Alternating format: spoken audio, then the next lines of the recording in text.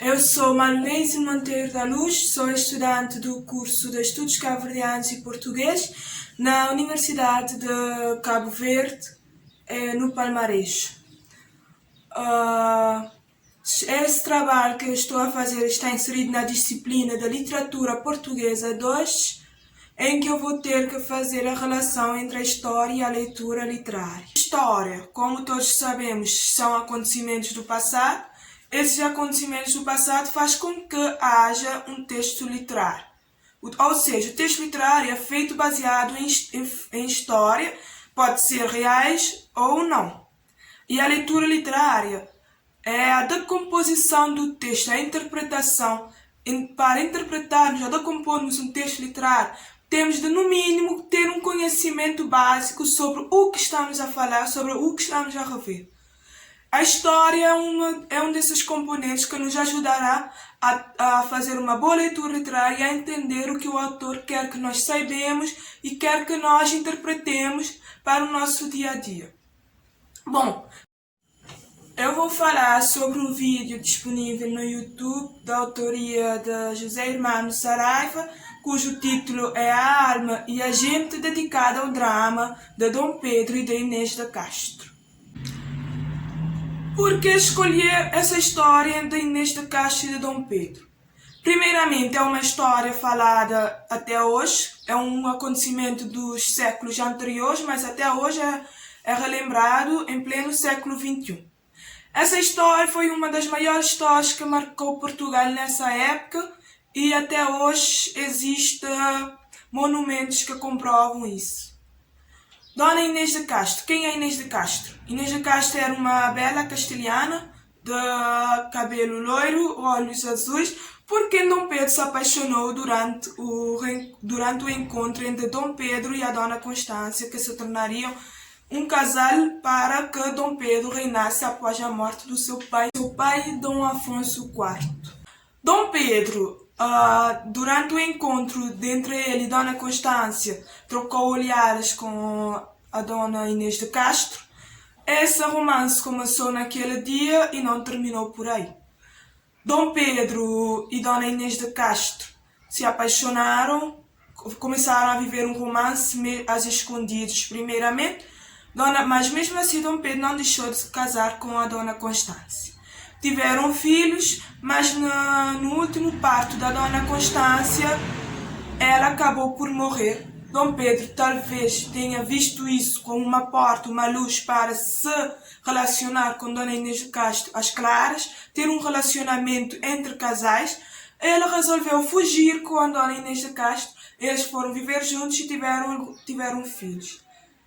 Mas o pai de Dom Pedro, que é Dom Afonso IV, não aceitou esse relacionamento entre Dom Pedro e Inês de Castro por motivos próprios ou motivos do próprio reino.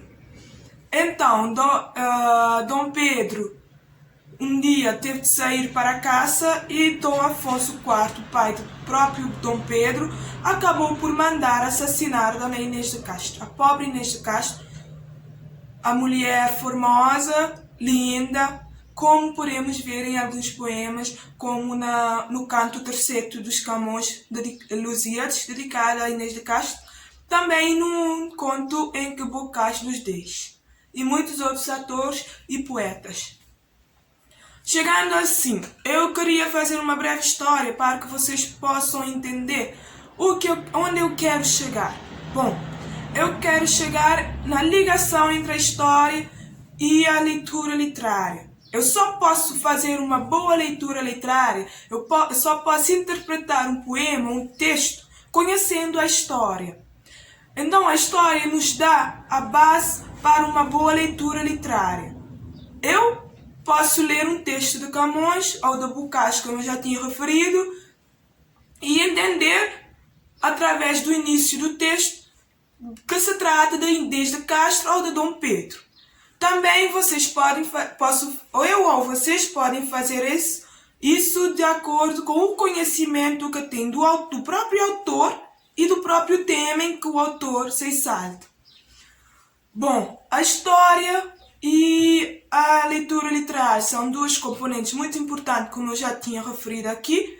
A história ajuda a fazer uma boa leitura literária. Ter um domínio da história é a primeira base para fazer uma leitura literária bem interpretada, porque o texto literário é um texto que tem de ser decomposto em partes, tem de ser analisado com muita calma, para que possamos entender o que o autor quer que nós saibamos, o que o autor quer que nós mesmos, leitores, interpretemos durante a nossa leitura, a nossa vista do texto.